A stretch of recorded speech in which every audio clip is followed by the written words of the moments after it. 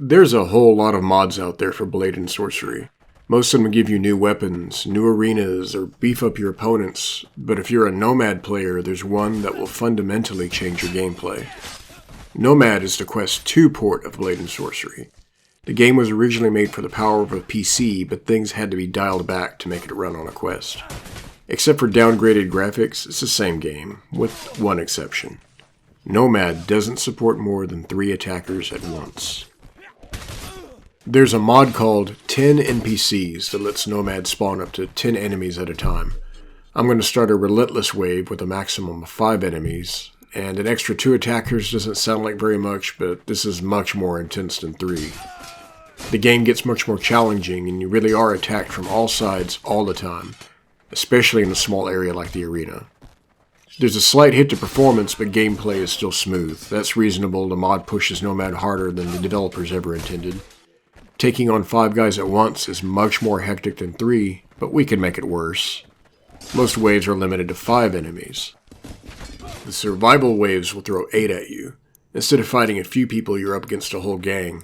In a small area like the arena, this means you're under constant attack, much more so than with 5.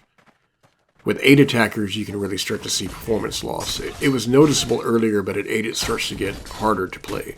It doesn't really hit unless they're all on screen at the same time.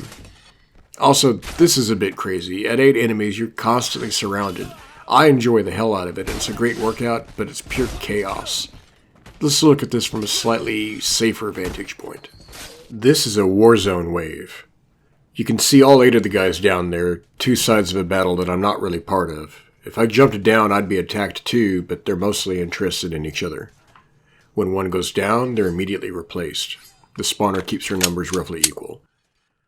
I never play this way myself. Being a spectator is boring, but this is a good way to show what this mod can do.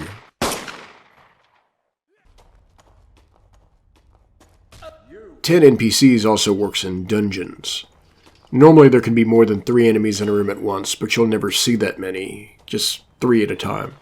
With this mod, it can throw the full 10 at you at once. The only time that really happens is in large rooms and at the end of the dungeon, and instead of a seemingly endless supply of 3 people, you get as many as the mod will allow. The total number of enemies hasn't changed, just how many you get at once. The frame rate drop also happens here. It looks smooth when it's recorded to video, but it's a jittery mess on the headset. I rarely ever turn this mod off. It's by far my favorite.